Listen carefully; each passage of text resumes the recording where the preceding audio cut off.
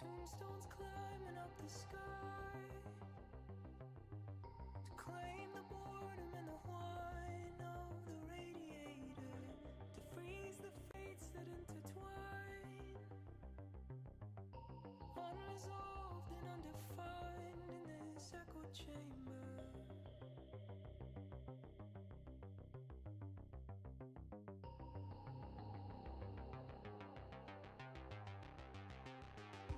Once you've given up the ghost, just like Lazarus, you'll know there's an operator, some strange passenger inside. To that strange power I'm resigned like an iron anchor.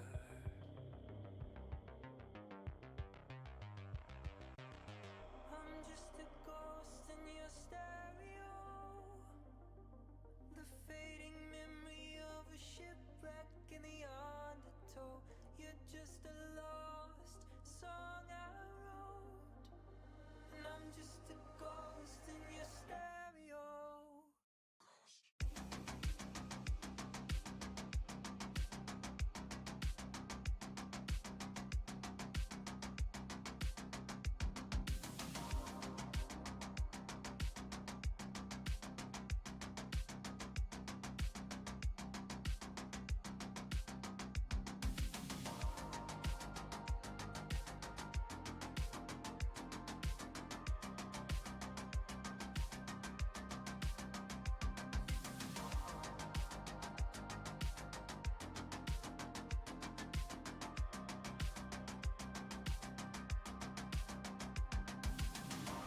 You move on 1,000 times, new lovers, shadows on the blinds. Your heart's a mercenary, but like a dancer on the wire,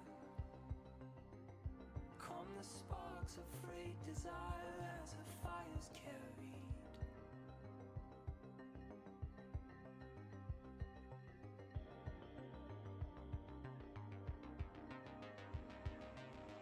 I'm just a ghost in your stereo, the fading memory of a shipwreck in the undertow. You're just a lost song I wrote, and I'm just a ghost in your stereo.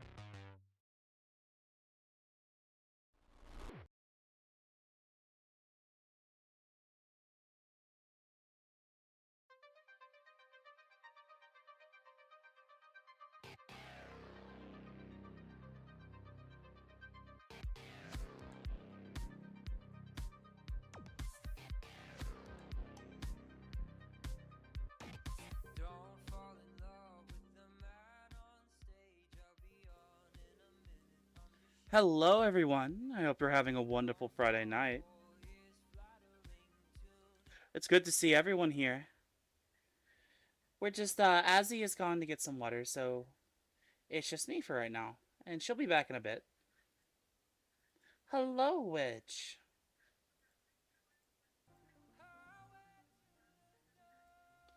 I figured, the entirety of the Midnight, story, Midnight, album horror show would be more than fitting for the, intro of the stream, including that chilling intro. It's really good, and it's definitely one of my favorite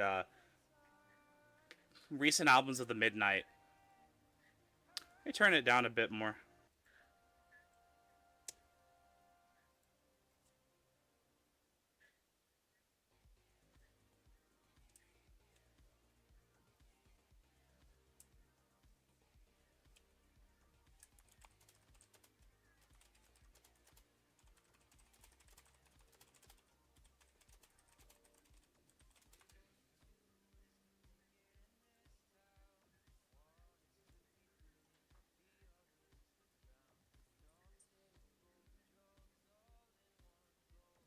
But today it starts a new series that I'm glad to be a part of. And it is with a great honor to have my amazing friend here, AzurineFoxglove, or Azzy as we all know her, a fellow IGT member and a fellow Fox, the amazing Foxy Bard she is. And let me go ahead and post this a few more places. I was trying to make sure we get everything set up for everyone here. But we have decided that every full moon, and yet try to make it every full moon, that it would be me and her telling supernatural stories, either reading off the creepypasta ones or telling from our own experience, with a little bit here and there. I'm absolutely honored to do this stuff with someone who knows her stuff about the supernatural. And being, a supernatural entity myself, for those that don't know, kitsune are very much so a supernatural entity.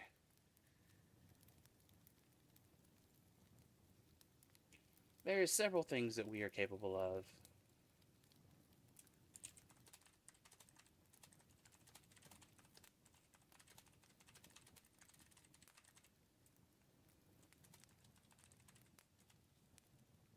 Am I late? No, you're just in time, darling. Oh, wonderful. Okay, let me get this started on my end as well. I was just giving a little introduction to everyone for us. Oh, delightful. Now that that's out of the way on that end, I can get it going on my end. Good evening, everybody. Welcome to the first episode of a new installment titled The Full Moon Foxes. It is a exclusively horror podcast with myself and my lovely fellow fox friend, Midkits. Hello. I'm gonna have to make sure that I put your YouTube link in there as well. As a disclaimer before I begin, all music for this particular podcast is done by Miyuji, also on YouTube and Bandcamp and various other music sites. He's also on Spotify as well. His music is free to use as long as credit is given, and you will see the credit given in the bottom right corner of my screen. Also, I would like to point out on my end, and I'm also assuming Azzy's in, the art here was made by the lovely CreepyKittyArts. Creepy Kitty did a fantastic job, and she did it on such short notice, which is always appreciated. She absolutely excelled. Okay, just making sure that I get everything going here. There you are. And we're going to put that in there.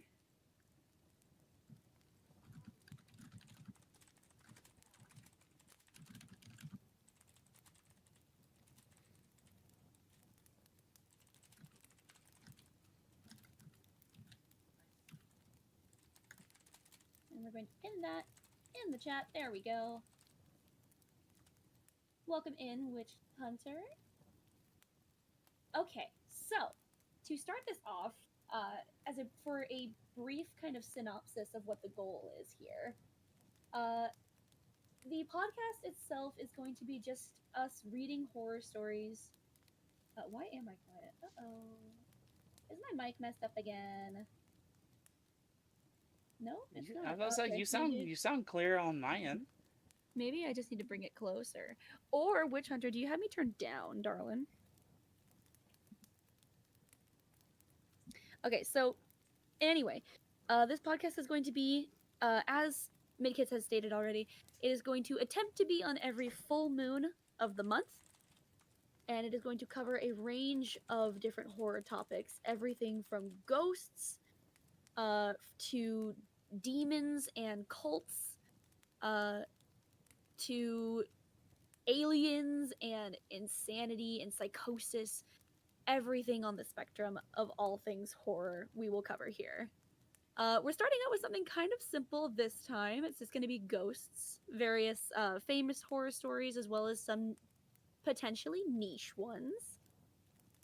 But it should be a lot of fun. This one's going to be kind of short because this is kind of just the debut. So, the Penn State Final Fantasy House. Oh, that's an interesting one. I'm gonna have to look into that one. But that is another topic we will cover. Supposedly haunted houses or hospitals and kind of the tropes that surround that. I love like horror movies and stuff like that that take place in like hospitals and stuff like that. So like the whole story and stuff that surrounds the Waverly Hills Sanatorium and shit like that during the tuberculosis outbreak. Okay. Oh, Witch Hunter redeemed a fit check. Okay, I'm gonna have to refund you for those because we're not doing that during the podcast. I'll make sure to get that back to you next time. No, I am not. I'm still in my work clothes, actually. I was too tired to actually change out of them. So, to start this off, I believe Jackie has a story to start us off with.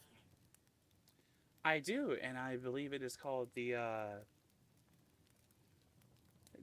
buildings on Moore Lane. Ooh. Sorry, I almost died. Like, my voice did not want to work for like 5 seconds. Take your time, love. Did you? Yeah, I farted. Oh my god. I had a terrifying experience while exploring an old warehouse and industrial buildings on Moore Lane and Victoria Street in Preston. The buildings are surrounded by 4 roads: Victoria Street, Sizer Street, Ashmore Street, and the main road, Moore Lane. The abandoned site consists of, I don't know why that was so hard to say. The abandoned site consists of 3 buildings with a courtyard in between them. These are now being used as a drug den on and off. However, I'm sure there is something much more sinister, more evil lurking in those buildings. I visited them a year ago out of interest for urban exploration for a few days. The first terrifying experience I had took place in the middle of a 2-story building with broken windows.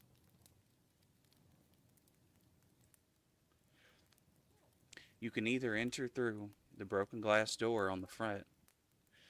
At first, you can only I'm stupid. You can only enter through oh my god! You can only enter through the broken glass door on the front. At first, it seemed a rather normal abandoned building, clearly used as a workspace. When I headed up to the top floor, the signs of drug activity were more apparent, and there was no sign of any druggies. After looking around, I went back to the floor to look further, to the ground floor to look further. There,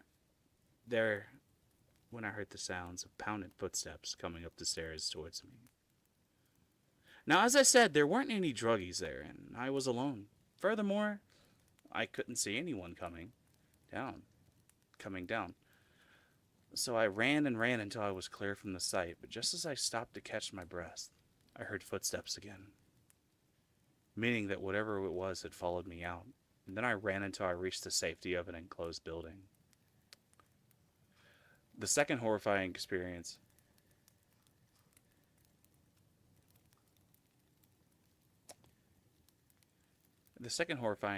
happened several weeks later when I found that these criminals had opened an entrance to the 3rd building, which was a large 3-story Victorian building once used as a biscuit factory. Yeah, this is the UK. Ah. It had also been used as brickworks in the last decade. A site to help Chinese students apply for UK universities, and the roof rooms were used as a dance studio, so it was a fascinating building and a great shame that it was being used as a drug den. I made a few explorations out of place, though I did not take any pictures. Of the place, though I did not take any pictures, which is bad practice if I was trying to be a good urban explorer. But the thought slipped my mind. The building's fascinating in itself is like a labyrinth. A labyrinth, though. What I didn't know was it was hazardous, as it is as hazardous as a labyrinth of mythology, for there were worse things than druggies in the halls of that building. I never ran into any of them, though, and though I knew that there was a risk of meeting them, my visits were relatively safe until the last time. But it was a crazy druggie that was a problem. But it wasn't a crazy druggie that was a problem, but something else. I was visiting one morning, and I decided to take a fall tour of the building. This was not too dangerous until I reached the top floor, and something quite terrifying took place. Now, the top floor consists of a main hall and two separate side areas. One looks over the Ribblebrook House, a student accommodation for the UCLAN, and the other behind a door overlooks the Vernon building of UCLAN. It always seemed strange why these buildings would remain unused despite their prominent locations. The pounding footsteps and what I would soon hear would answer that question. I attempted to open the door that overlooked the Vernon building, but it wouldn't budge, and then I heard it. The most horrendous moan, like a corpse that had been years dead, rearing itself back to life. This moaning continued, but I didn't wait to see how long it would last, and I bolted and ran from the top floor all the way to the entrance, and I never looked back there since. There's something evil in that place. Something monstrous, and it is telling that even the druggies don't stay there for long. The place was boarded up last year soon afterwards, but it is clear that the druggies have recently started going there again, so it's still possible to gain entrance if you wish. I have seen the way they gain entry, so I can tell you that if you want to go investigate it, there is probably bordering the location that used to be a pub and is now used for social housing, though I suspect that many of the people are druggies themselves. Well, the bins outside of the house are at a fence, which they seem to climb over to get into that site. Also, the people who live in the former pub to help people gain access, you can try them as well. This is, of course, if you dare find out what lurks inside those dreadful buildings. I don't know why that was so hard to read. I had a stroke like 5 times.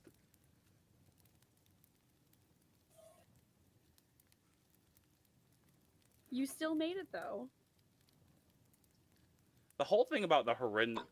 Those words alone gave me chills. The most horrendous moan, really like a corpse that had been years dead, rearing itself back to life. Because you can imagine that sound. Yes. That's horrifying. Especially when somebody has, like, very vivid imagination, like us. So we have the ability to really see and hear that type of shit. And it's crazy. It really is. Especially when you mix into it was probably dead silent in there. Oh yeah, no. Okay, story time. So back in 2022, I think it was, I went to Alabama. I want to say that was your first mistake. The only reason I went there was because there was a web series that was really popular at the time. At the time, it was 2012. It was 10 years ago. And me and a bunch of my friends, we went there and we explored some of the locations that they filmed at, which included, but were not limited to, an abandoned hospital. Like, this building was, like, condemned. It was vandalized. It was completely shattered.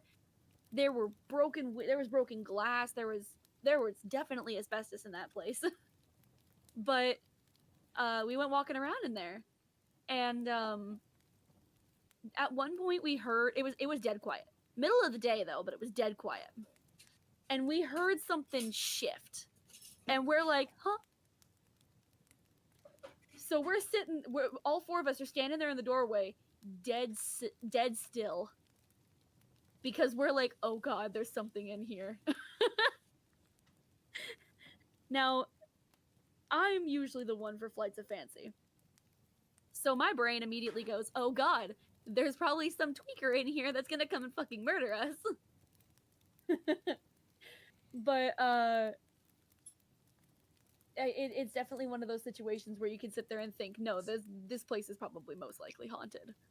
So you'd hear a noise like that in a place like that, even in the middle of the day, that would scare you senseless. I'd be terrified.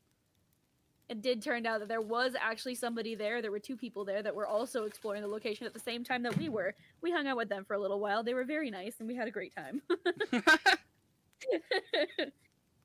So all in all, it turned out great, but it could have been terrible. Either a tweaker or something else that you probably don't want to see. They were chill. They were. It was just these two, like, I don't know, college kids. It's been a while since I've gone to urban exploration. I want to do more of that. That was fun. Like, Azzy, when are we gonna meet up and do it? Warning aside, oh my god, I would love to.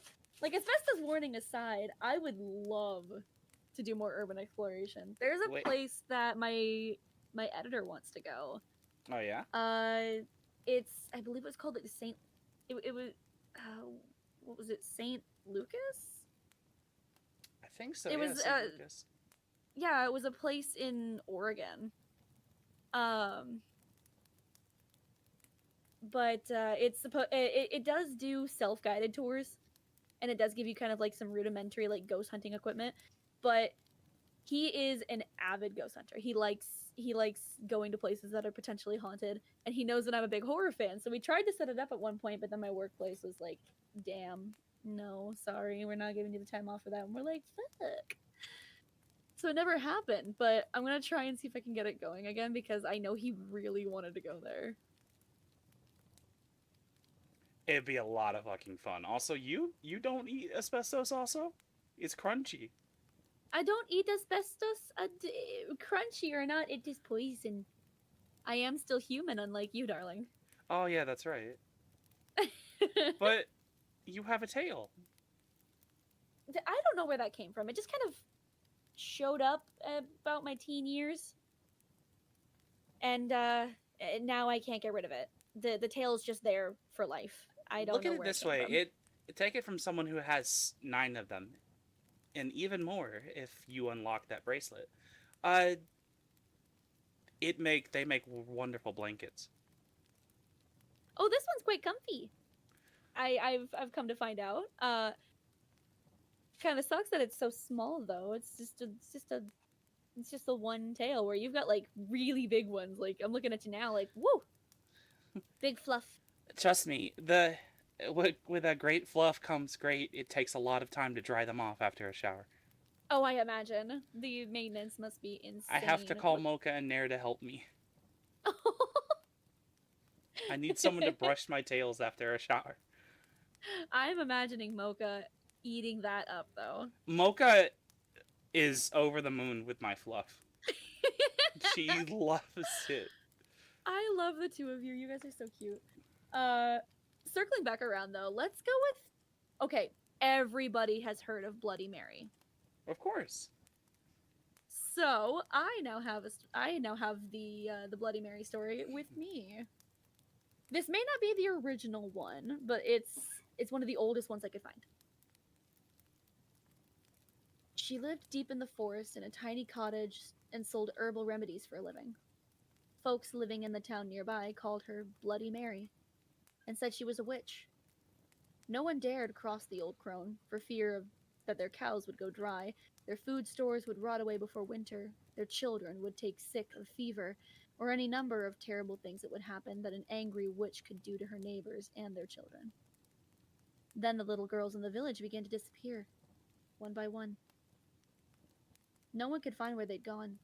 Grief-stricken families searched the woods, the local buildings, and all of the houses and barns, but there was no sign of the missing girls. A few brave souls even went to Bloody Mary's home in the woods to see if the witch had taken the girls, but she denied any knowledge of the disappearances. Still, it was noted that her haggard appearance had changed. She looked younger, more attractive. The neighbors were suspicious, but they could find no proof that the witch had taken their young ones. Then came the night the daughter of the miller rose from her bed and walked outside, following an enchanted sound no one else could hear. The miller's wife had a toothache, and she was sitting up in the kitchen treating it with an herbal remedy when her daughter left the house. She screamed for her husband and followed the girl out the door. The miller came running in his nightshirt. Together, they tried to restrain the girl, but she kept breaking away and headed out of town. The desperate cries of the miller and his wife woke the neighbors. They came to assist the frantic couple. Suddenly, a sharp-eyed farmer gave a shout and pointed towards a strange light at the edge of the woods. A few townsmen followed him out into the field and saw Bloody Mary standing beside a large oak tree, holding a magic wand that was pointed towards the miller's house. She was glowing with an unearthly light as she set her evil spell upon the miller's daughter. The townsmen grabbed their guns and pitchforks and ran toward the witch. When she heard the commotion, Bloody Mary broke off her spell and fled back into the woods. The far-sighted farmer had loaded his gun with silver bullets in case the witch ever came after his daughter. Now he took aim and shot at her. The bullet hit Bloody Mary in the hip and she fell to the ground. The angry townsmen leapt upon her and carried her back to the field, where they built a huge bonfire and burned her at the stake. As she burned, Bloody Mary screamed a curse at the villagers. If anyone mentioned her name aloud before a mirror, she would send her spirit to avenge her terrible death. Once she had died, the villagers went to her house in the woods and found the unmarked graves of the little girls the evil witch had murdered. She had used their blood to make her young again. From that day, anyone foolish enough to chant Bloody Mary's name 3 times before a darkened mirror will summon the vengeful spirit of the witch. It is said that she tears her victims' bodies to pieces, ripping out their souls. These souls will burn in torment as Bloody Mary was once burned, and they will forever become trapped within the mirror. That was actually probably the best retelling of Bloody Mary that I've ever heard. It's kind of... It feels okay, in comparison to other stories that I've read nowadays, it feels a little disjointed, because the actual story bears I've never no heard, like, relation the actual to mirrors story. in... well, at least this telling of it. It bears no relation to mirrors whatsoever. Like, where'd the mirror come from? Just kind of showed up there. That's a little bit different from, I think I've talked about this one before, La Llorona. That's an old Spanish tale about a woman who, there's 2 different tellings of this. It's La Llorona, or the Weeping Woman. It's Hispanic American folklore. This woman named Maria married a rich ranchero, with whom she has 2 children, is one of the retellings. One day, she sees her husband with another woman in a fit of rage. She drowns their children in the river, which she immediately regrets. Unable to save them and consumed by guilt, she drowns herself as well, but is unable to enter the afterlife without her children. Which is why she is consistently seen, like, around waterfront areas, wailing and mourning her drowned children. That one makes more sense, because, like... That works a lot better. Yeah. The Bloody Mary one kind of feels like... It feels like a mishmash of campfire stories just retold and retold from, like, Boy Scouts or something. And then it just got kind of lumped together into this weird witch tale that somehow involves a mirror. Like, obviously, me and you, Azzy, we believe in the paranormal, of course, right? Oh, absolutely. Have you ever known, like, why, outside of the paranormal, why, we see Bloody Mary in the mirror? No.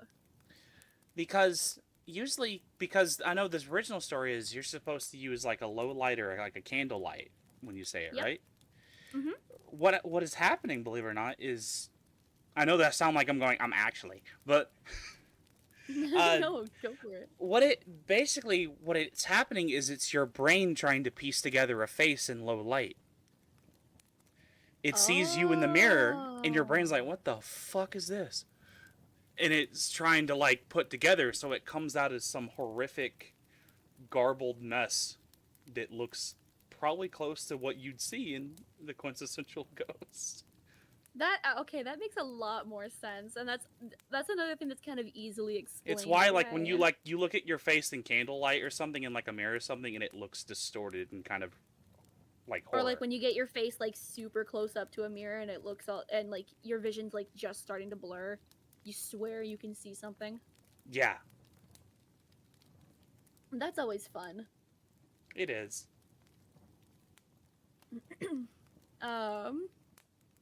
Going on that subject, kind of divulging into a different, into a separate topic of like ghosts and mirrors. There was one story that I read. It's not one that I have on me right now. I have different ones. But there was one that I read called The Mirror Man, and it was essentially kind of a Bloody Mary ritual, but a lot more like graphic. Where like if you summon the Mirror Man, it would essentially like switch places with you without you realizing it and go on to do like horrible things while you're trapped inside this mirror until somebody else does the ritual and breaks you out. And by then, I speculate at least, by the time somebody else is stupid enough to actually do the ritual, you yourself will have gone fucking insane. So of course you're gonna go out and start killing people, right? Right. And it's just the process repeats over and over. And that touches on 3 different subjects. That touches on ghosts, entities, ghosts and entities, mirrors, and psychosis, which is really fun when those topics intersect. Any topic that intersects with that overlaps with mirrors and insanity or psychosis in some manner, it brings a delight to me. I am delighted by that. I love stuff like that because it hits a level of like interlapping that just I want to say tickles the brain in both a morbid way and a non-morbid way. No, Like the whole it wasn't with ghosts, but like especially the whole thing with psychosis and like the whole stories you've heard of like insane asylums where like you checked in, but the old stories of like they're telling you, well, no, you can't go out, you're insane, and you start to believe it. Yeah, the gaslighting. Oh my god, the gaslighting. They gaslight Like, you into thinking you're fucking crazy, but no, you saw that man. you saw that man, like that movie Unsane that came out a couple of years ago about the woman. Ooh, I haven't seen that one. It is good. To give like a quick rundown without spoiling anything, basically, this lady was stalked by this guy who did some not too family-friendly things to her, obviously, and she was still stalked by him, even though with a restraining order, and the guy went to jail and stuff, but he was out of prison now. Oh my god. And, that stuff doesn't go away in your mind at all. Oh no, You not start at all. thought she started to see him, so what she did, she ends up checking herself into, like, a mental, like, a psych ward for a bit, to help her mind work on things, and it turns out that the guy somehow broke in and is dressed up as one of the doctors.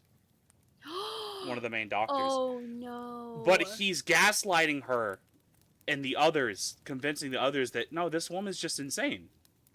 She thinks she sees her stalker, but she's insane. And she starts to realize it is him. That's crazy. The downside is that made me afraid when I hit a low point to go to a psych ward. Oh no, I understand. Oh my goodness. That would have me second guessing everything. Oh my god. That's crazy. Like the Brave Little Toaster even covered like something like that, and the song where they're at the repair and spare parts place, their B movie song, because it's basically based on that whole scene was based on insane asylums of like back in the day where they would literally gaslight you into thinking you were completely insane or treat you like less of a person. Mm-hmm. Because one of the lyrics is literally, "You can't go out. Are you out of your mind?" God, that's gives me It's chills. crazy to think that it was a kids movie. That was no way. I There's swear to no God, way we that's a watched kid's it in movie. IGT once just to show Lexi. I'm gonna have to show fucking we're gonna have to find a way to show like the Brave Little Toaster again. Oh my goodness, I'm For gonna have everyone. to see this. This sounds amazing. It's one of my favorite kids movies as a child, and it's still one of my favorite movies to this day because the music, everything, the dialogue, the writing is just fucking beautiful. That sounds amazing.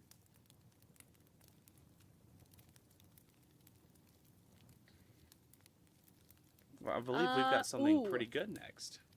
Ooh, let me hear it. This story is called FB Chat.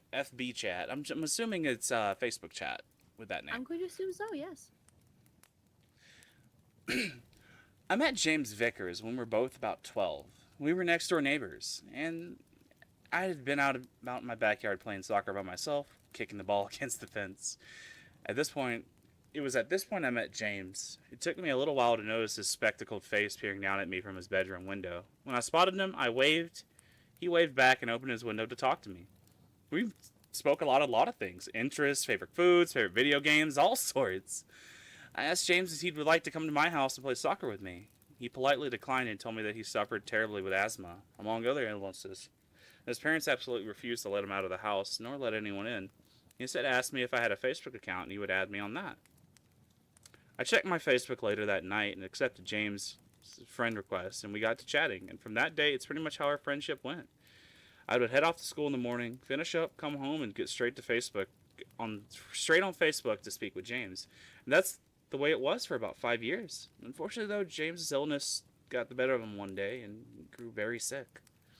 The inevitable happened, though. I hadn't spoken to James on Facebook for a few days, and I'd spent some time in my back garden, too, waiting for him to open the window and let me know he was fine. He never did. Instead, his father came to my house one evening and presented me with a small invite to a funeral. He told us about how much you two both had in common, his father told me. You were his only friend as far as we knew. His funeral was very touching, and I did my best to hold back tears. But I completely lost it when Fields of Gold by Sting was playing as they took James's casket away. Excuse me. After the funeral, in his honor, I still dressed in my suit. I had a bit of a kick around with the same soccer ball I had when he first met James. I had a beer in the back garden. It felt weird knowing that the room he used to speak to me from was now empty and unoccupied. As sad as it felt, I knew he was in a better place. A place where his afflictions would no longer bother him. His death had come so sudden, though. The funeral just hadn't done it for me. Perhaps I needed some kind of closure just to let me know that James was truly gone and wasn't coming back. So that night, I logged onto Facebook once more and opened up a chat box to James's account and typed, "Hello, James." At this point, I realized how silly I was being and promptly deleted the message before settling down in bed. I left the computer on just in case my friends sent me messages. Then something happened that sent a chill up my spine. The only light in the room was being emitted from the computer screen, and as I peered across the room at James's still open chat box, I saw the words, "James is typing."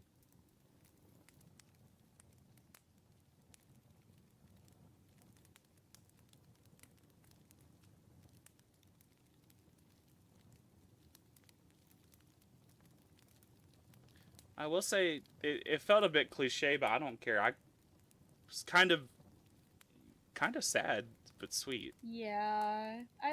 Those ones. Stories like that can get. Ghost stories can range from anywhere between sad and spooky.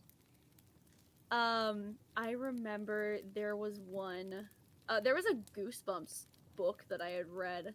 Does anybody remember that book about the ghost boy that lived on, or that boy that lived on the other side of the street that turned out to be a ghost? Yeah. I loved that book. That one was one of my favorite R.L. Steins. R.L. Stein is still, to this day, one of my favorite R.L. Stein authors. is just amazing. I read some of his, like, teenage Goosebumps. I don't remember what it was called. It was like, I think it was, I want to say it was Fright Night or something. I think I messed that one up. I think that's someone else though. But that's, oh my gosh, it's kind of a sad story because like, what was it? The girl's house caught fire or something, and the boy ended up saving her. And I think I remember that one. Yeah. It was really sad because like she finds out he's a ghost and she's all upset about it, and I'm like, oh man, why am I crying? I know, right? There's like a lot of them that just they hit you. Yeah, they do. And authors really know how to punch you in the gut with some things like that. Because then you're sitting there like, nope, I don't like that. I'm sorry to interrupt you, Azu. I have to send this to you in DMs. I just see this in the corner of top pages of the week for this story, and you have to see this. This is the first thing I fucking saw. Oh, have you never heard of normal porn for normal people? No! I've seen some weird shit. I've read that story before. I don't know if I can read that on stream. I haven't narrated it. You probably probably not. But I do. I have heard that story before. It's definitely weird.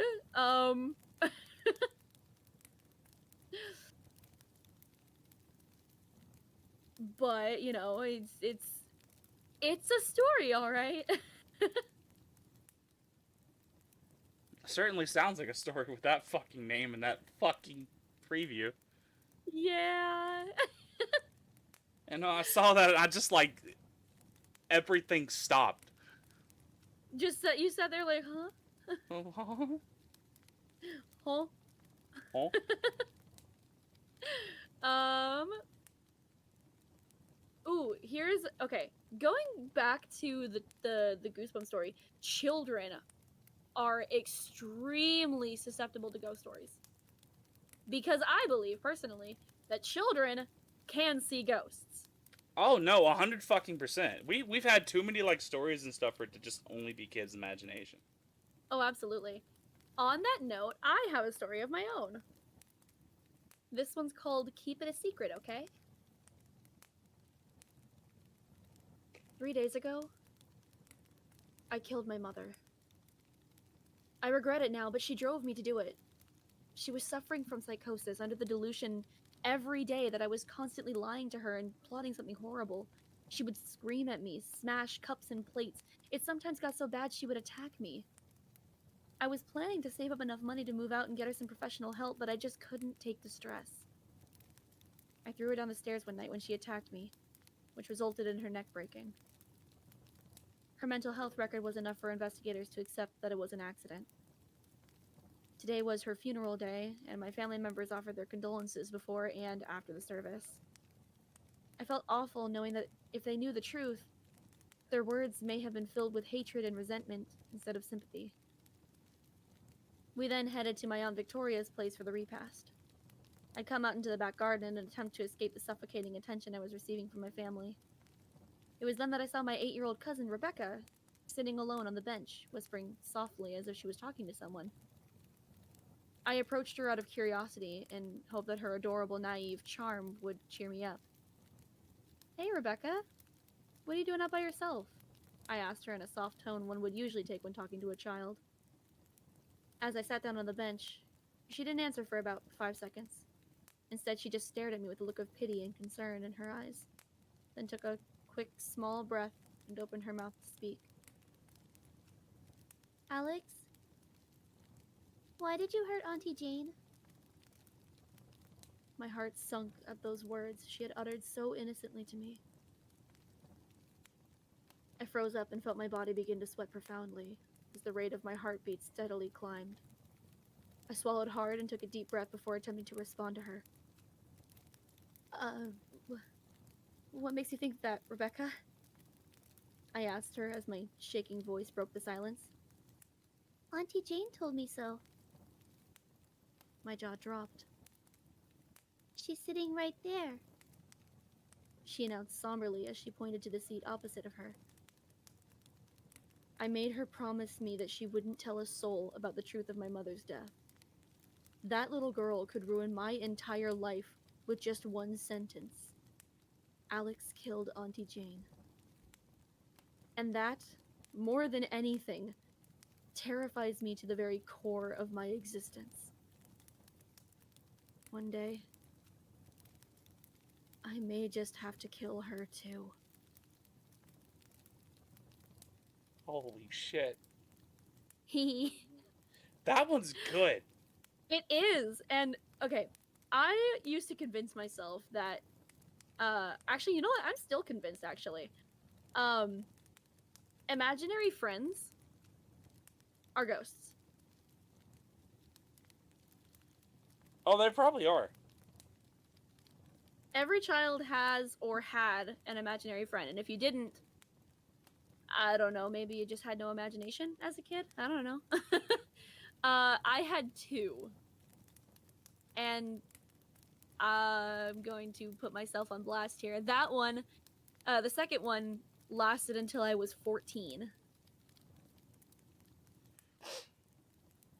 I had an imaginary friend at 14 years old. I was weird.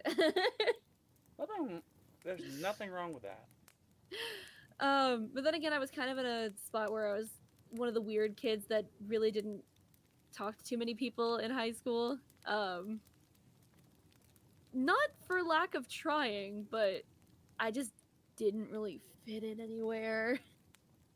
I couldn't really There was decide only, like, where I a few wanted to people go. I really fitted in with, and my ex kind of exiled me from, like, some friend groups I thought I was a part of. Oh my god, what? How dare? That's, like, totally messed up. But, like, a lot of it is, like, I totally understand, and that's why things like Second Life and a lot of people that I've known ever since full high school became, like, my closest friends. And imaginary friend, there's nothing wrong with having an imaginary friend. It's someone Absolutely that you can confide your secrets into, and it's someone you can talk to. Now, the problem is when that imaginary friend starts completely talking back, and it's completely audible. Yeah. That's where it gets a little, not good. Me too, honey, me too. Yeah. But the first one that I had, her name was Naomi. And, she was this, oh god, I can still remember what she, like, quote-unquote, looked like to me. She was black and she had braids. Ooh, And I like. she always wore this, how do I describe this? It was like a pink, like, off-shoulder sweater. It was like one of the one sleeve off the shoulder. And I want one of those in real life. I love shirts like that. And bell-bottom jeans. She wore bell-bottom jeans with these white sneakers. Fucking based. And they were kind of like these beat-up old sneakers too. They were like, but I remember she was black and she had braids. She had these really pretty beads in these braids. And that was my imaginary friend when I was like a little kid. Whimsy, you're thinking of apple-bottom jeans, honey. Hello, Whimsy. Hello, Sugar Lamb. Also, hi, Bob, in my chat. Hello. Welcome in. But after her, it was Travis.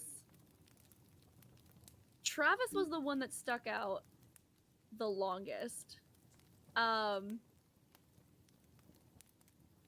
Travis showed up after Naomi disappeared. They never interacted. I'm talking to them like they're actual people. But I mean, Travis was in a way, yeah, they are. Yeah. Travis was this tall blonde kid. Kind of like a gangly dude. Look, not like malnourished, but like, you know how some kids with like high metabolisms, they look super skinny and they look like they're underfed, but they're not? those Oh, kids yeah. can like put down an entire turkey in like 2 hours. Oh yeah, 100%. He looked like that. And he was a skater. The only reason I say that, yeah, it was. The only reason I say that was because he always wore fingerless gloves. Had a, he had like knee pads and elbow pads on, which is where I got skater from, and it was a band T-shirt. For the life of me, I can't remember what band, but it was a band T-shirt because it had like the really loud font. You know what I'm talking about? Oh yeah. Oh, 100%. You're just describing how I fucking dressed in high school. What the fuck? Look, I am recovering. I am a recovering emo girl, emo scene skater girl, whatever. He wasn't emo. He was like this. His face looked like super nerdy. He looked like a blonde nerd. Like he had like kind of longish, like shaggy hair, and this dorky little like crooked smile. That's adorable. I remember this very. Actually. Why do I remember this vividly? Cause it's something that's like important to you. It is ingrained into me. But he had like the baggy jeans with like holes in the knees where the knee pads were, and the only reason I could tell that the jeans were ripped because he wore them over the knee pads, which I thought was really weird. And Vans, it was this pair of like black and white checker pattern, like checkered flag pattern Vans. And this kid was like 13, I want to say. He looked around 13. But Naomi and Travis, I remember very vividly. Naomi was super energetic, and she was always kind of like, we were always acting like we shared secrets. Like, there was nothing secretive going on, but I digress. It's about as secret as a 6, 7, 8-year-old can get. But Travis was just kind of there. I kind of got the feeling like he didn't really serve any purpose other than like companionship, and he came around when I was 10. Because we were like already, my family was already neck deep in a divorce. My mother's second divorce, and I'm the only child that isn't born to my stepdad. Out of 4 of us, I don't know where my actual dad is, but there was a lot of time that I spent kind of by myself because they would, my siblings would be over at my stepdad's for visitation, and I would have like 3-4 days out of the week where I was alone after school because my mother was working 2 jobs at the time. For all of her faults, she really did try to keep everything afloat. She worked her ass off a lot. But in all that time spent alone, Travis just kind of showed up. Naomi had been gone for like a year, but Travis is just kind of there.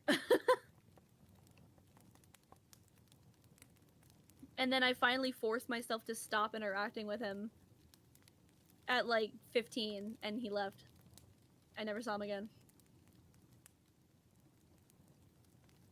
Because at that point I was a teenager and was like, interacting with imaginary friends is dumb. That's the thing I hate is like a lot of us are like stigmatized into like, oh, by a certain age you're not supposed to do this or post that. Right. I heard someone say like the other day, it's like you're 30 something, you're not supposed to say you're EP, and it's like, fuck you, I'll say I'm fucking EP. I'm 29. I don't give a shit. I'm a fucking adult. I'll do what I want. I mean, I still collect stuffies and I'm 24. I collect fucking plushies. They're everywhere. You should see Nair's art room. All over my Nair has probably 60. Oh my lord. Okay, I don't know if I have 60, but I do have a lot. He has at least like 30 Squishmallows. I know that much at this point. Oh. Never really liked Squishmallows. Anybody He's who got like sells those more... hammocks you hang up in like the corner of the room to put like plushies Oh my in. god. He's got those. I'm scared of putting one of those in my apartment because I know I'll- if I try to take it down, it's gonna be a horde of spiders. I'll have to ask Nair to like send a picture so I can send to you because like they're like That'd be awesome. all over his art room upstairs. Oh god. Moral of the story is, I don't care how old you are. If you still have that thing that you did as a child that you recently got back into, go off. Fucking go off, king. King, queen, or royal adjacent.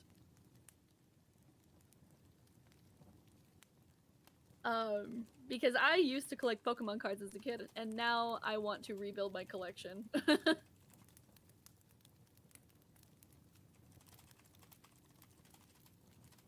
But I find it so odd that when you're a child, you're so susceptible to this type of thing. Like, obviously, you know, kids are pretty gullible. They still... Sorry, so a friend of mine just sent me a fan art of me and that.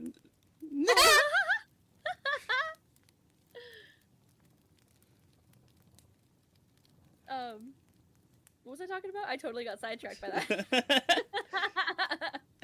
You were talking we were talking about imaginary friends, and then we just I believe we were talking about like saying certain things like and then Squishmallows plushies. Oh, so we all know that children are pretty gullible when it comes to like things that they believe in. Prime example: Easter Bunny, Tooth Fairy, Santa Claus, that type of deal, right? But oh yeah, no, absolutely. I feel like when it comes to things that are scarier, it is a lot easier to have a child believe something, which is where stories like Bloody Mary and other haunted tales such as that come into play, because it's so easy to make them afraid of that. I'm gonna tell my kids if they don't clean their them. room, they're gonna explode. I don't even have kids, first of all. I would tell my children ghost stories to desensitize them, so that if like any of the That's a good idea, kids, actually. yeah, any of the bigger kids, to like I would like their bedtime stories would be Sleepy Hollow. Teach your kids how to fucking scare the shit out of the older kid. Oh The yeah, bigger no, like my 8-year-old child is being told the Bloody Mary story. Oh, I know that one. But have you ever heard of this one? Insert far more terrifying tale. I had that. 12-year-old kids sitting there As like, he would you believe me if I told you, like a lot of people probably, that maybe a lot of people around the early 2010s to mid 2010s in high school, I was a fan of My Little Pony Friendship is Magic. I can believe it. Was that supposed? No, I'm just joking. But like, what I mean is, would you believe me if I told you I never got made fun of for liking it? I got made fun of for liking trains. You got made fun of for liking trains. Yeah. But not for being a My Little Pony fan. Where did you go to school again? Yeah, I don't understand it either. I went to school, funny enough, in the South too, being born and raised there. That's still There's like this stigma that like that weird School of Rock prob. Thank you, Isaac.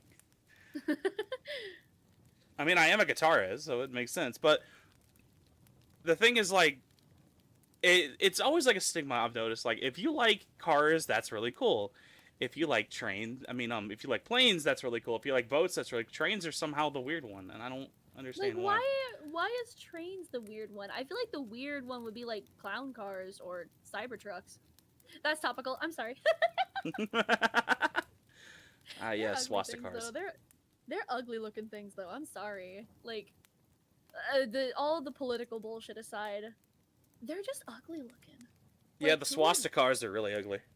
Who would actively drive around in a car like that? Like, what? Like, even outside of the political stuff, and Right. they're just genuinely ugly. Also, hello, Maya. Hola, Hi, welcome, Maya. darling. They're just, overall... They're just nasty looking. Like, I would rather... Okay, do you remember when the Priuses were getting, like, a super bad rep? Oh, yeah, 100%. I think I like I would Priuses. I think they're pretty cool.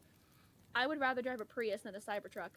And this is coming from me who, like, makes, like, several hundred horsepower, like, crackhead shit boxes. I think the Prius is a cool car. Are you the kind of person that I hear that fucking makes their car sound like the Indy 500? Hebe? Bestie! Do you know how annoying it is to hear that in the middle of the night? Look, I'm sorry, I gotta go to work, and it's cold, and I have to start my car. The second you hear the goddamn fuel pump, you know it's gonna have a lot of horsepower. All you hear is... Just to turn it on in the morning. I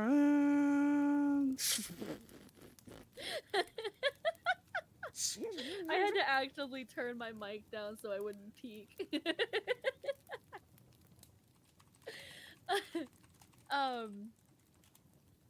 Oh no, but oh god, we got horribly sidetracked. How do I segue this back? Oh, have you ever heard of Kuchisake Onna?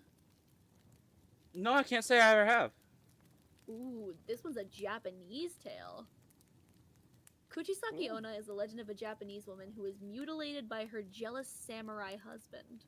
The man murdered her for her infidelity, scarring her horribly. Supposedly, her jealous ghost still haunts places in Japan, usually on foggy nights. She wears a surgical mask and will approach people and act shyly. Do you think I'm beautiful? The person will usually respond. Oh yes, with, I've heard of this story before. Or yes. Yeah. She'll then pull down her mask to reveal an ear-to-ear grin cut by her jealous husband to mark her for eternity. How about now? She'll persist. If you answer no, she will reveal a pair of scissors and kill you. If you answer yes, she will cut the same smile into your face. There are several ways to prevent this. One is to confuse Kuchisake Onna by saying, "You're average." First of all, ouch. Damn, okay. Another is to present her with hard amber candy, which she'll take much delight in and let you go. The third is to say pomade 6 times, causing her to flee. The fourth is to ask her if you are beautiful. This will hopefully confuse her long enough to escape. Be wary though, she is said to be incredibly fast and will be unlikely to stop her pursuit. She's been seen since the 1970s, often lurking near children whose innocent answer of yes when asked if she is ugly often leads to their deaths. Out of the mouths of babes. For better or for worse. I've seen pictures and I've seen artist rendition. I think she looks really fucking cool, not gonna lie. She does. As a character design, Kuchisake Onna is definitely one of the greats. And she's actually a staple. She's one of the many staples in the creepypasta universe. I've heard this Kuchisake Onna. I've heard this story multiple times. I've heard people like make different like for lack of a better term, fan stories, not necessarily fanfics in like because that word implies something. But it's all just it's all just like stories that they took this character and they did like a "this is my encounter with Kuchisake Onna and how I survived" type shit. And some of them are kind of, you know, cliche and admittedly cringe, but the rest of them are really good. Like the level of detail that they go into, it's quite good. I love stuff like that. I love Japanese folklore. Ooh, me too. Japanese folklore, Asian folklore, and European folklore. is one of the best things that, like, it's one of my hyperfixations. I like anything from Celtic to Norse to Greek, Roman. Yes. Yes, all Like, of learning that about is just one of my favorite things was learning about all the folklore and like supernatural stuff on the Isle of Man.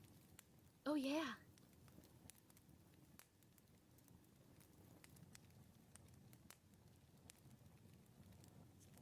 I believe you have a couple of others for me. What you got? I do. I have CB radio. Ooh.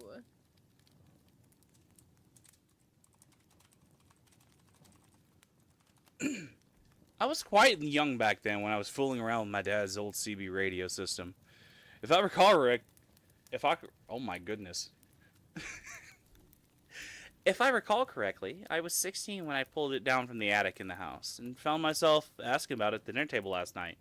He explained what it was. I could communicate on shortwave radio around the area. He offered to set it up and show me how it worked. Now, this was the age before the internet, so my friend Tom and I were fairly excited to begin using it. The unit sat in my bedroom for a few months, and we had fun trying to talk to truckers out on the highway or the various farmers or herders nearby. Jesus, excuse me. Many just ignored us or jumped frequency. We jumped through them all and speak to anyone who would answer. On channel 29, we began talking to somebody who seemed to be around our age. He said his name was Bobby. We hardly got further than cracking jokes and talking about playing pranks and giving fake traffic reports at first, but it was all pretty exciting. But eventually, after a month or two, we agreed to meet up with Bobby. Oh no. This is how abduction starts! Yeah, it does. We asked for an address, and he told us he lived on a farm just off of Harris Road, about 15 or 16 miles out of town. So Tom took his parents' car one overcast Sunday afternoon, and as the rain broke out, we made our way down the highway and pulled off to where we heard Harris Road was. Nearing a split-off country road, we spied the name of a farm on an old wooden sign Bobby told us over the radio.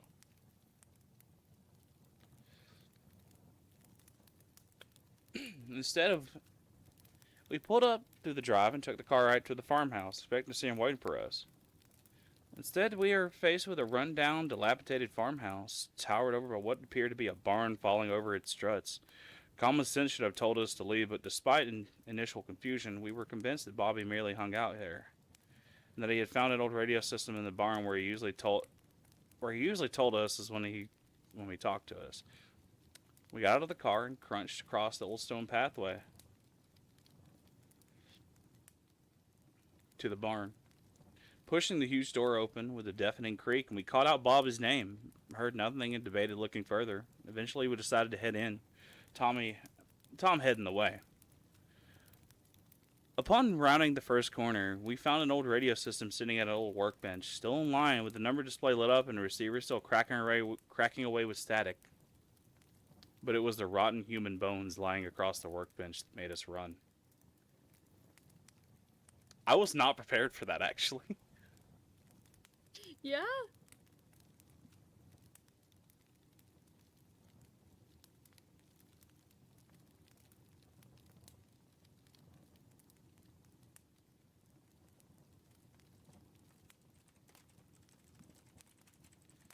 I don't know. I was expecting it to be like Like.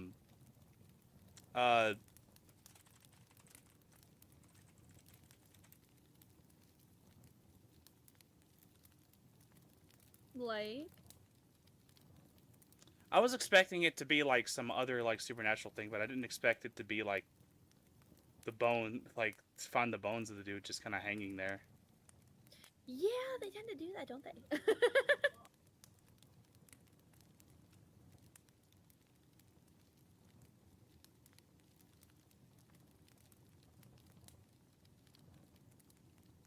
Okay, we're gonna kind of go off of the Facebook chat story that you did.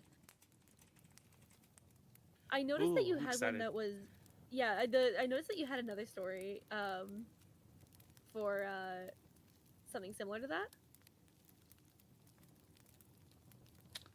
I believe I did. Oh. Sorry, I died halfway through that. I think I did. I guess you could say the CB radio one was kind of like it. Hello, Leon.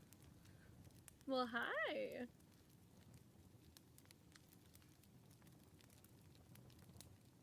Stories of loss like that, I feel like that kind of ties into another form of like psychosis. Where it's like you swear you see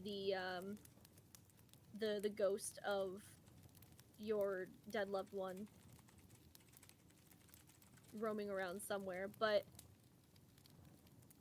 more than that, okay, I don't know if you've ever seen this movie. I Know What You Did Last Summer. Yes. Perfect example.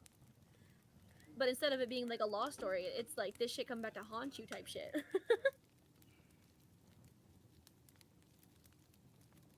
It makes you wonder, what if he was a murder victim and it was the ghost trying to get someone to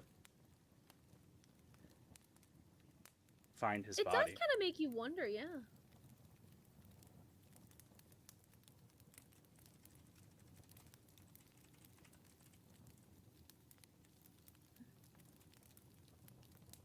Oh my gosh, I just remembered another movie that was similar to that. Oh man,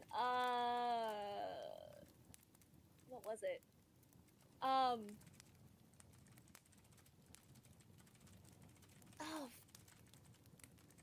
fuck, I can't remember it anymore. But it was, I don't remember what the name was, but it was like, the ghost of like someone's daughter had kind of festered in her hatred and became a demon. Mind you, demons are a topic for another podcast, but it's still interesting how ghosts kind of act like a stepping stone. Leon says, yeah, absolutely on the psychosis thing. Back in the day, I had anxiety so bad I actually started seeing ghosts. I've had that before. Oh my goodness. That's crazy.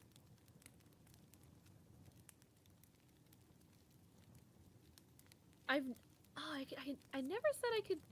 I never thought I don't think I've ever seen ghosts. Besides our earlier topic about imaginary friends, I don't think I've ever seen a ghost. Have you? Yeah, I've seen some ghosts before. Like not in a hallucination, like anxiety type sense. Like Leon has. I do remember we did have a ghost living in my house when I was a kid. This ghost had to be around the age that I was at the time. I was like, I was still a little kid, because according to my mother, this ghost would play with our toys while we were sleeping. And my mother would swear that it was us, and she would go to our room and she would look in. We would be dead asleep, but she swears she still heard like the footsteps. So I don't know if there's any truth to it, but It might be. could be. I've had the most experience really is.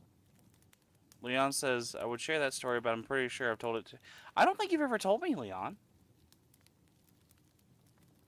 But like my great grandparents' house, I was fortunate enough to know, my great grandparents on my father's side.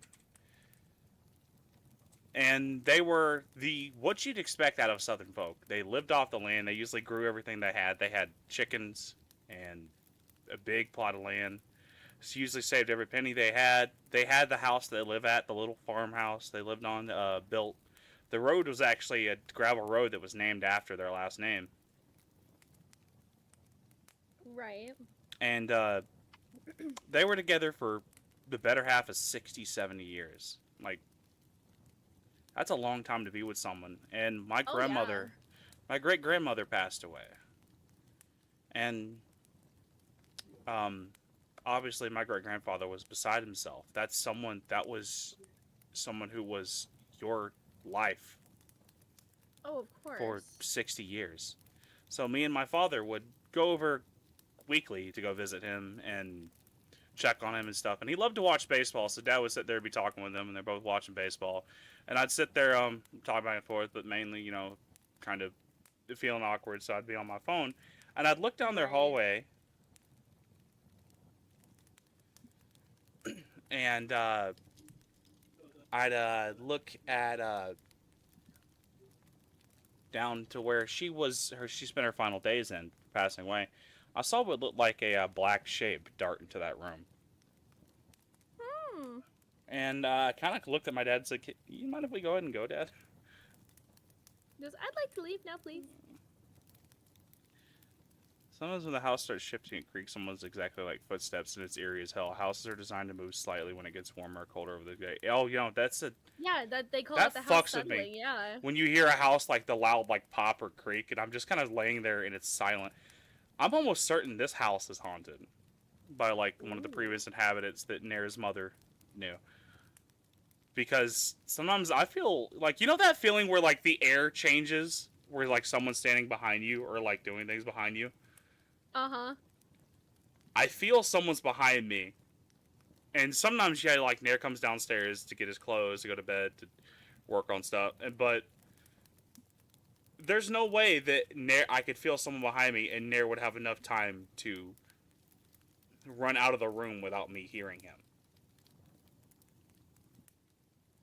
No, yeah, I would, the way I would run out of there so fast.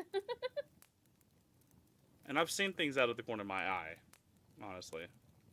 But it's also the fact that I'd be honest, I get like 2 hours of sleep a lot, so. We have something of a ghost story in my workplace.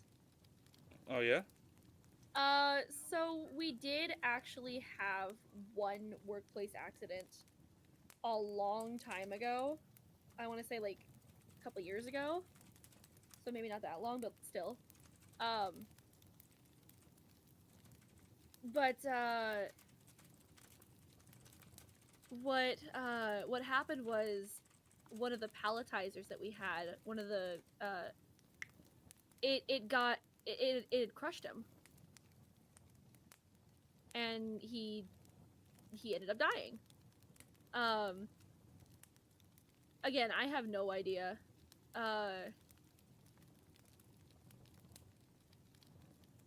I don't know. I didn't know the guy. I didn't know anything about him, but I did. I swear, there's a sink in the break room that will turn on by itself, and I'm convinced because of that. And there was a couple of other instances that somebody had mentioned, like especially sanitation during the nighttime, on days where it's quiet, or maintenance, sanitation or maintenance. I've heard a couple of them mention like things like falling off tables and stuff. Yeah, I think I think you've seen you mention that a couple of times in IGT. Yeah, no, we're convinced that this place is, we're convinced that he's harmless, but like still it's just kind of funny to know that my workplace has a ghost.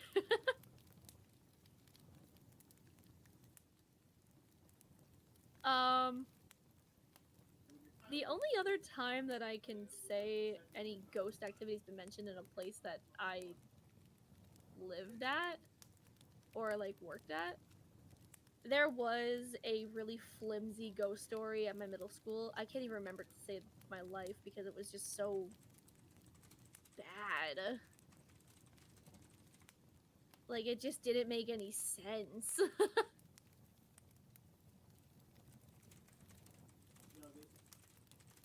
There's gotta be like something else.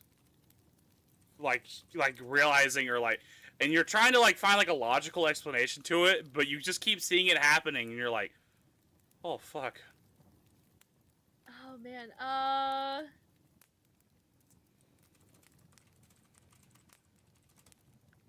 guess the only thing I can think of that even comes close to that is like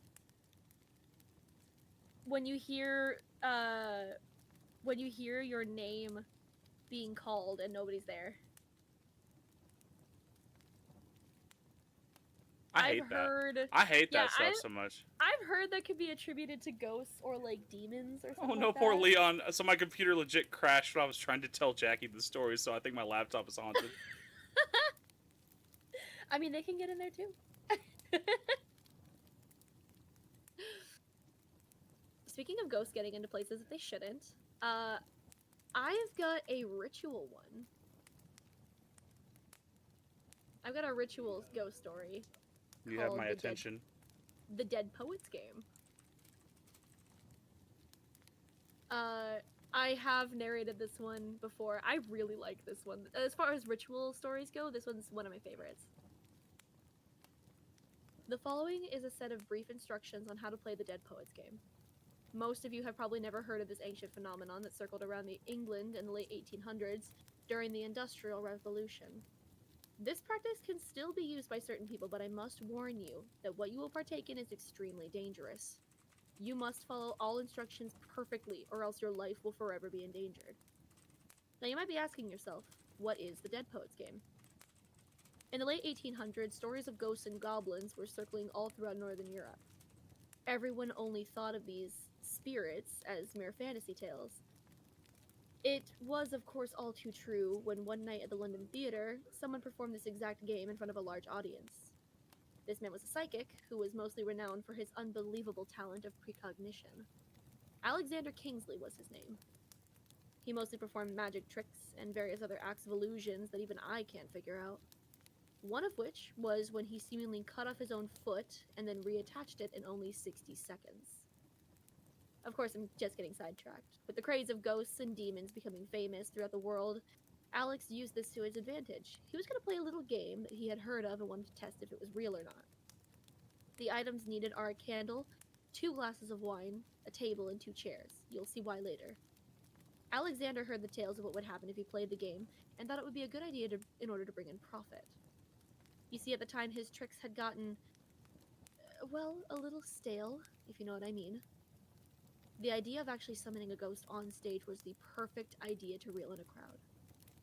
Soon, posters and advertisements were plastered all across London. Come see the mysterious Ace, for tonight, at 8 o'clock, he will summon the undead from their peaceful slumber. Come and see for yourself at the London Theatre House.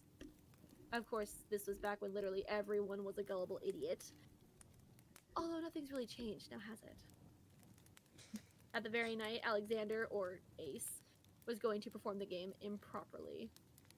He wasn't acquainted with the key rules one has to follow. Rule number 1, you have to be alone. Rule number 2, you have to do it in the place where someone has died. Rule number 3, you have to take everything seriously. Alex was disrespecting these rules to the core, and the punishment for not following these rules are, well, you'll see later. The setup you have to follow is that you have to be in the vicinity of where someone has recently passed away. In fact, you need to place your table on the exact place in which they had died. You need to put your chair where the victim's head was pointing and the other where the legs were. It also matters who died. It needs to be the body of a poet, hence the name. A poet can also be described as a calm, well-spoken, and nice soul. So if your husband was a very humble and collected person, then you can play this game. The reason for this is because when you'll contact the spirit, it'll often take the shape of a soul trapped in that area. If you want to have a nice conversation with the spirit, you wouldn't want to take in the shape of a demon, now would you? This brings us to the first rule. Be alone. If you aren't alone, then the spirit may possess the poor soul who didn't sit down in the head chair, as I call it. And trust me, it is very hard to save a soul from this fate. If the other person gets possessed, the ghost will have full control over the body. Sometimes, if it's a demon, then your friend may do unspeakable things to you and anyone around him or her. Same rules apply if you don't sit down at the head chair, or if you don't have the table placed in the right spot. If you're like me, at this point you probably predicted the fate of Alexander and his audience. But trust me when I say this. Not following the rule in which you're supposed to act in a sensible manner is the worst one of them all. Poor Alex was a 19th century magician with bright, flamboyant colors for clothes. Not following this can haunt you for the rest of your days, but the fact that Alex was breaking all of these rules was even worse. To properly play, you must lock yourself in the room, closing all the blinds, and be sure to do it at night. No light must be in the room at this time, except for the faint flickers of light emanating from the candle that you need to place on the table. Take out the 2 wine glasses and pour both glasses with the alcohol of your choosing. This symbolizes a peace offering to the spirit, showing that you mean no harm to him or her. I should remind you that you must have no form of technology inside the room. Also, you must make sure that you have no way of contacting anyone else in the outside world. To start, you must call to the spirit that you mean no harm to them. You pour their glass and raise your own and take a sip. If you've done this correctly, after lowering your glass, there will be someone sitting across from you. At this point, you must not display any signs of fear in your voice or your facial expressions. You must not provoke the spirit in any way. You must act sensible. To start the game, you must say, "I wish to start a match." The ghost will usually nod and raise the glass. The spirit will be taking the appearance and personality of the deceased body of your choosing. Remember that. You must treat the spirit as if it is actually the body in the room. If you don't, then you'll be met with weird looks and eventual frustration and anger. Of course, nobody in their right mind would want to mess with a ghost. To play, you have to say what letter you want to be, either A or B. To say it, you must say, "I strip you of the letter," and say your letter. If done properly, the spirit will take another sip. I should remind you that every time the entity takes a drink, you must too. For this will be your timer. When both glasses are empty, the spirit will leave. If both glasses are uneven, the spirit will not leave until you have finished. Now you might be thinking, that isn't so hard. All I have to do to finish is to finish drinking, and here she leaves. What's the big deal? Well, I could certainly tell you that you would want to spend as much time away from this spirit as much as possible. The creature is purposely trying to get you drunk so that you can reveal your deepest, darkest secrets. It can find out about your personal life, your job, your family, your relationships, etc. This is just a way so that the spirit can enter your mind and slowly dissolve it. Just by choosing choice words, it can cause some people to commit suicide. Some entities have powers and abilities that we are yet to fully understand. Angering, pleasing, or agitating a spirit like this can have dire consequences. The game plays like this. Player A will ask a question, and player B will have to answer it. After the spirit answers, it will take a sip, then the letters will alternate. Then you will be player B. The spirit will ask a question, and then take a sip. You can ask any question you want, and so can he or she. You keep alternating until you both run out of wine. When this happens, whoever is player A when the wine runs out automatically wins the game. If you win, the spirit will raise his or her glass and walk into the shadows. Remain seated even when he's returned to his rightful place. Blow out the candle, turn on the lights, and exit the room. Sounds relatively easy, doesn't it? Of course, what happens when you lose is a whole other story. If you lose, then the spirit will blow out the candle. Turning on the light is probably the best defense mechanism against the spirit. Ghosts aren't drawn to light and often avoid it. Still, that doesn't mean you're safe. This spirit may start following you through your life. Every time you go into a dark room, you'll see it just out of the corner of your eye. Whenever you look into a mirror, you'll see it standing right behind you. It'll stalk you and hunt you until you finally muster up the courage to say these words.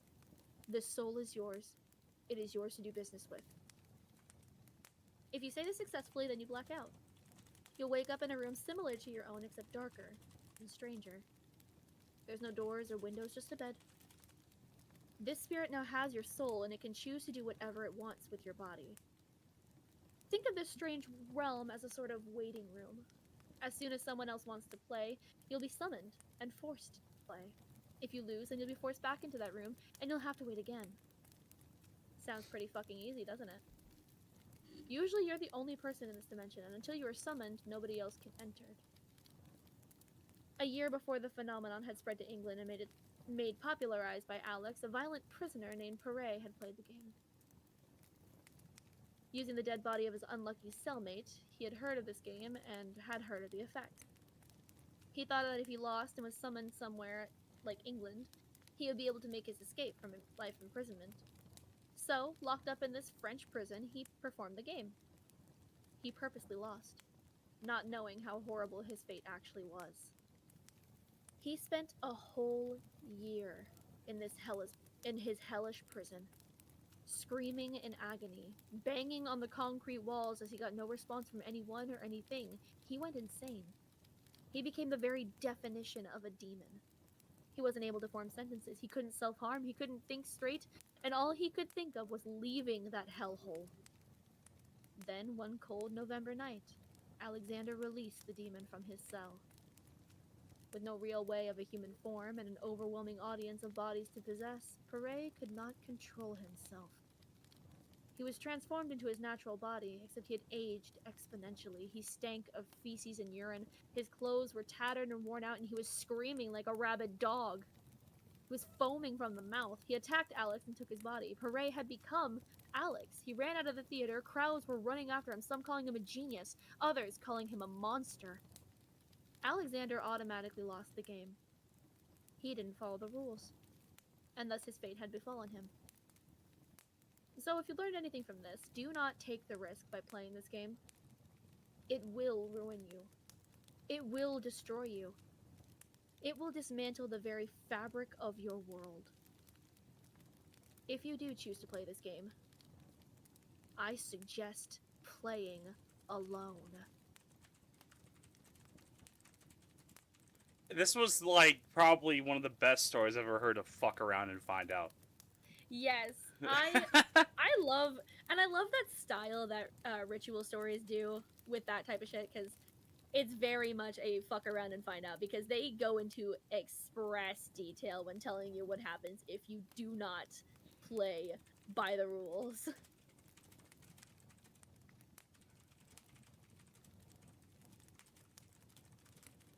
I love reading ritual stories like that. It's great.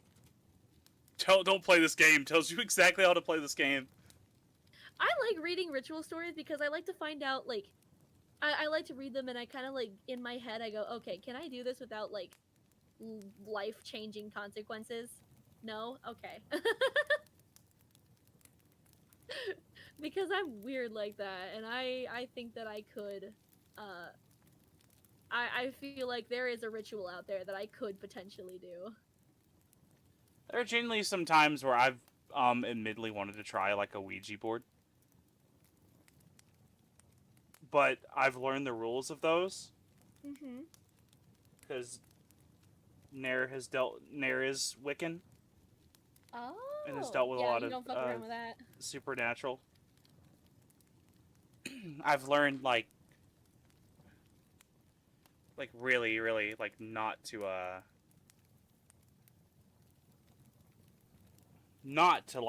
fuck around with certain stuff like that. Yeah, that would be, a bad idea.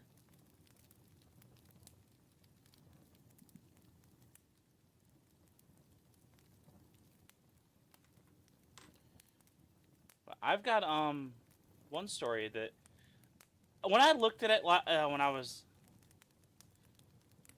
looking over them, this one really came to my mind. Just, give me a quick second. No problem.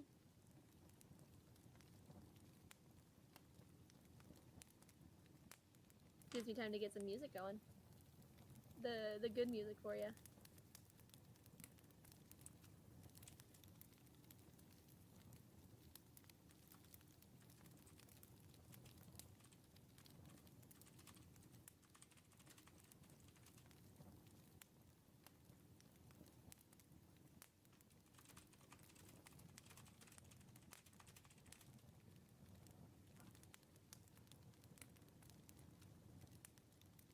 Yeah.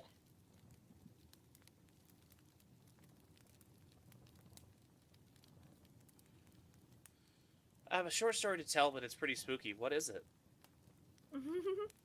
Good question. What is it? Let's see, where the fuck? I'm gonna run to the bathroom before I tell this story, because this is a good one. Okay. Because I have to go. I've been holding it for like the past 30 minutes.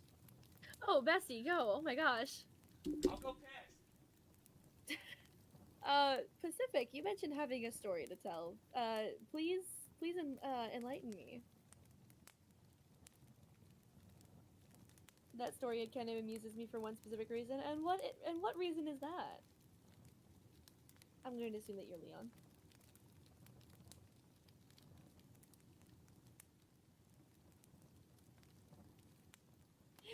Inky. I'm still not feeling good. Poor thing. I'm so sorry.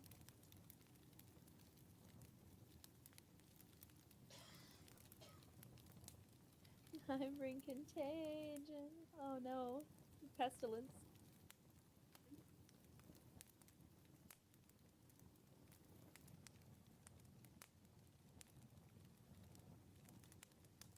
Alright, no problem, Pacific.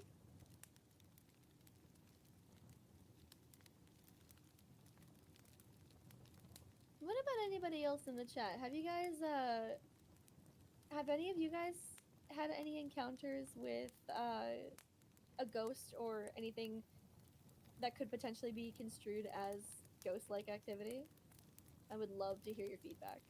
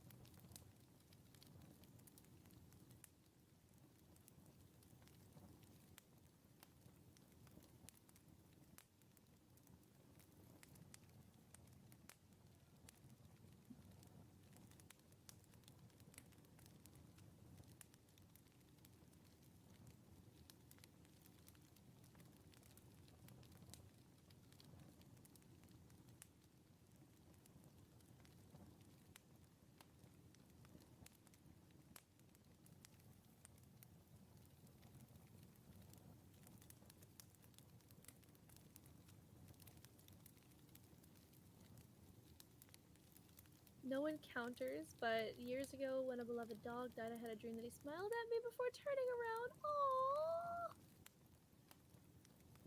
No, that counts. That counts.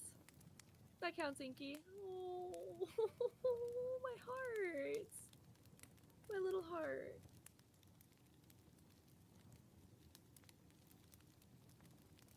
Rest in peace, Ozzy.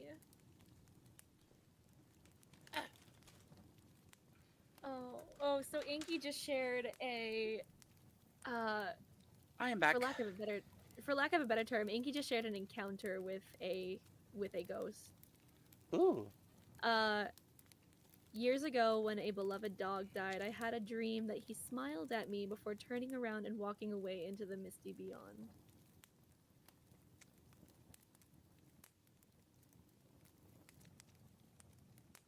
And Holy that just shit. broke my little heart. That broke my little heart.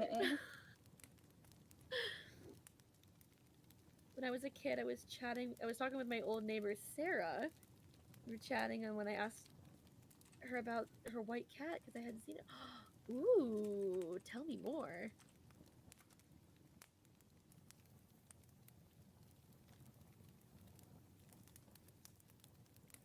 Alright, yeah, Leon said, Leon, do you mind if I read this on stream, or would you like me to keep this private? When I was a kid, I was talking to our neighbor, we were chatting on her. Oh, absolutely, go ahead. So Ooh, I Leon wanna hear says, this.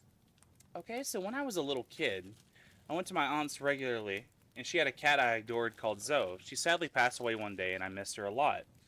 And one day I was walking down the hall, and I saw a ghostly-shaped cat figure dash around the corner past my legs and out of sight.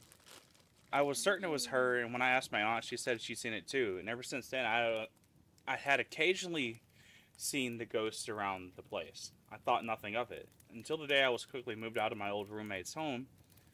As you're aware, he was a very abusive person, and that's a whole nother story. Oh, rude. From then, the hauntings started to get a lot more aggressive. Looming black silhouettes, the squeaking and chirping of mice and birds our cat had found from exactly the place the body was, and a face manifesting in the dark windows. A single face with feline eyes, with a toothy Cheshire cat grin, and that would always stare directly at me.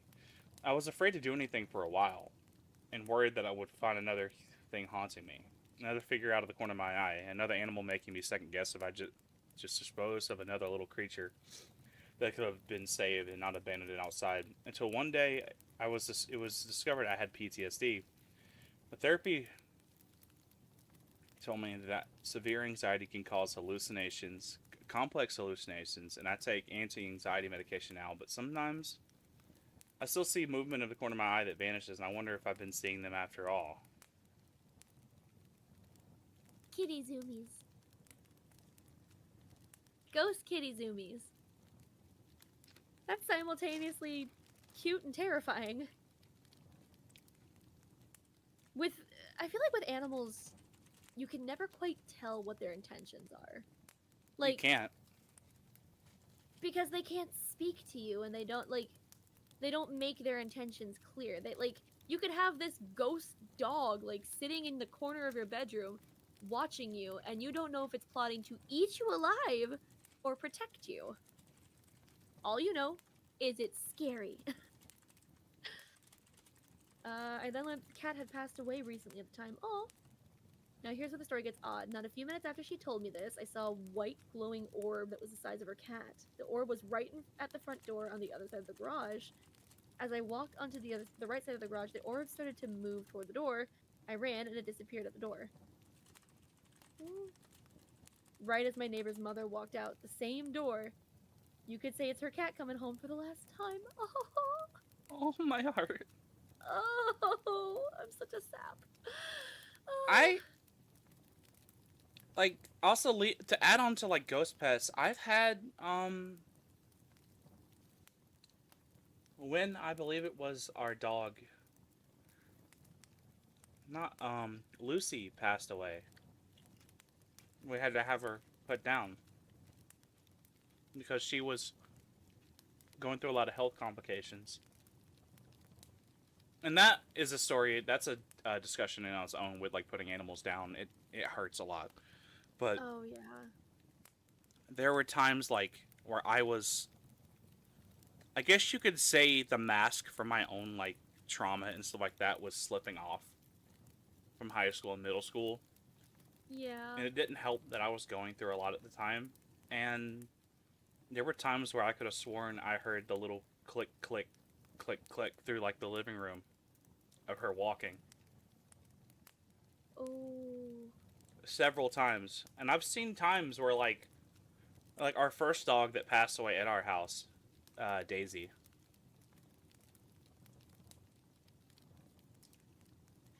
So I could have sworn I've seen the rear end of a golden retriever walk into my bedroom, and I'd run in there and turn on the lights. There's nothing there.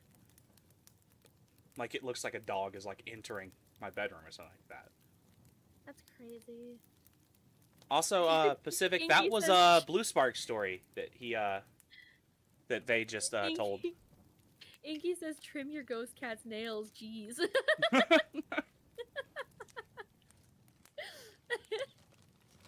I don't know what was with our Jack Russells. They always had really long nails.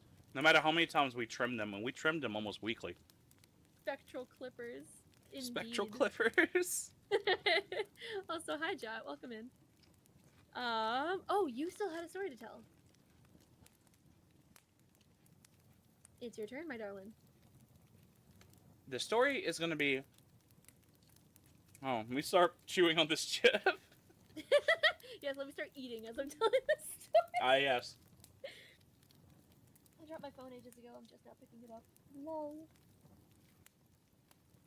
Keeping with the theme, if you lost a loved one.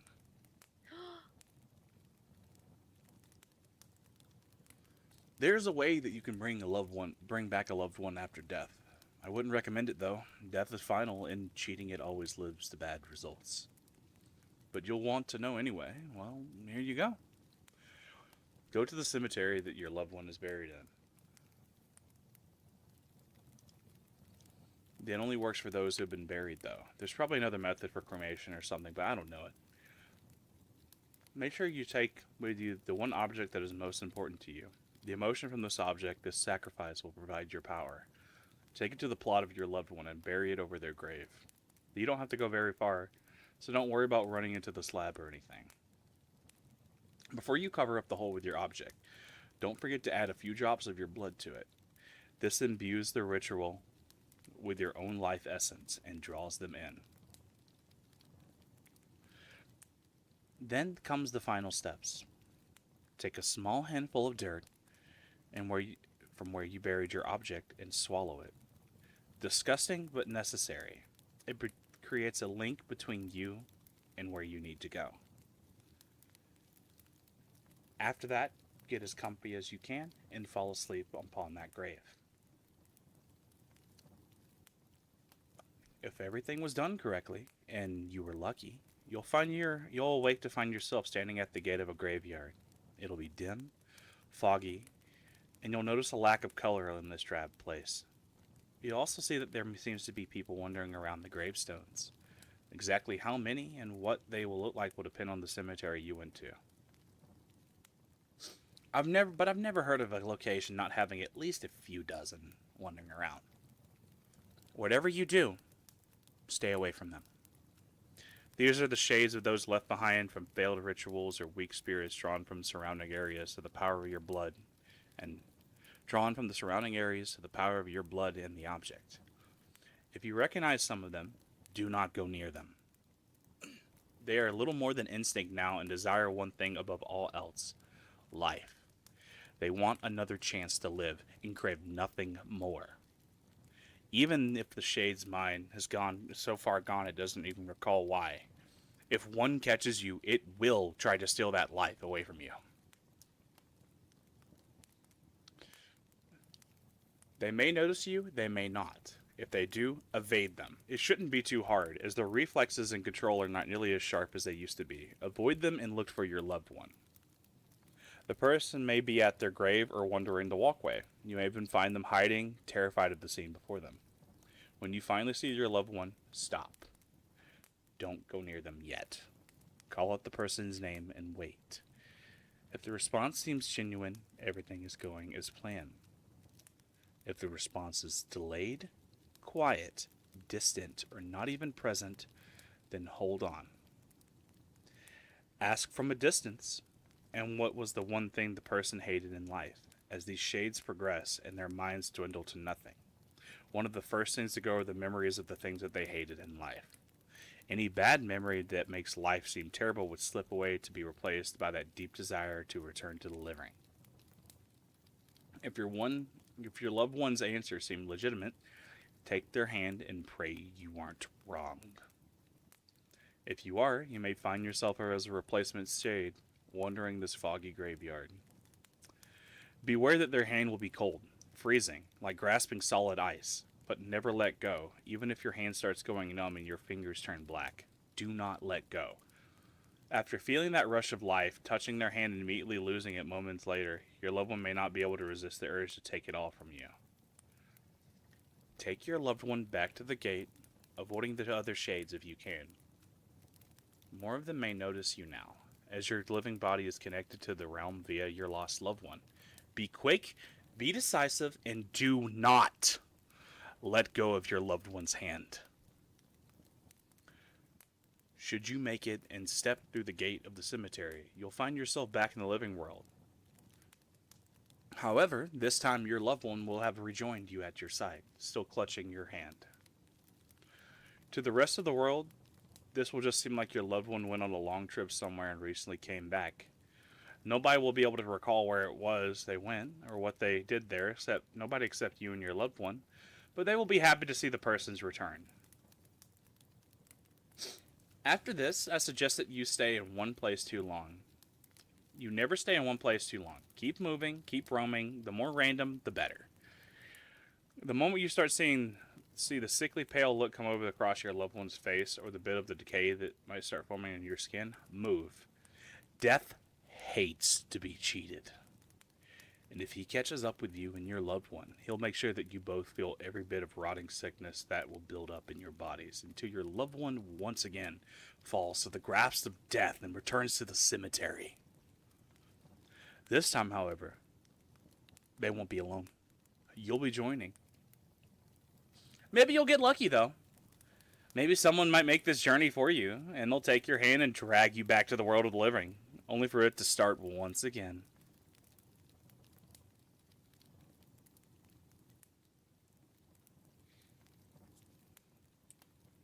I love that one. That one's really nice. Oh, that's another kind of like ritual one. It is, yes. I love that. That one a lot better. The second I saw the title, I'm like, I have to read this. I have to read this.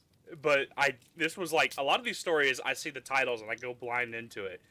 Because I'm like, this is going to be good. And that was just actually pretty good. Yeah, if a story has an eye-catching title, I grab it. Also, it pisses me off. They say don't cheat death. That motherfucker cheats at cards. I play with him. Because he can't get my soul. I don't even have a soul. I'm a ginger. And a kitsune. I'm like double snow soul. Oh man, you know, that reminds me of, okay, hyperfixation talk here because I'm definitely not autistic. So that reminds me of an episode of the Magnus Archives. There was a soldier who had gotten shot. Man's on the verge of death, right? Lo and behold, the Grim Reaper fucking shows up. And guy doesn't want to die, so he's just like, what can I do? And he's like, you know what? Let's play a game. So he pulls out different. Everybody knows that Death likes to play games, things like chess or poker or things like that. But instead, this soldier suggests a game called Pharaoh. The rules for the game are a little hard to explain because I've never really heard of this, but it's another card gambling game. And the way that he cheats is a very well executed sleight of hand move. If you're not careful, you can get caught. And the wager for this was if he beat death, then he would not die. Those are the key fucking words. Not you live, just you won't die. So when he inevitably cheats and beats death in Pharaoh, he himself becomes the Grim Reaper and cannot die. Holy shit. You really gotta read the terms and conditions when gambling with your life.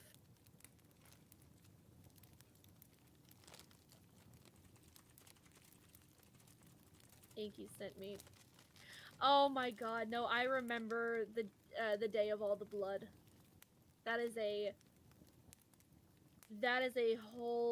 troll pasta. That's not a ghost story. We're not talking about ghost story. We're not talking about troll pastas here. We're talking about ghost stories. Well, Azzy, why do you think I constantly tell Mocha she signed the contract? Oh, damn. The only thing is, me and Mocha have an agreement. I'll assist her with whatever she wants in her precious little bunny life.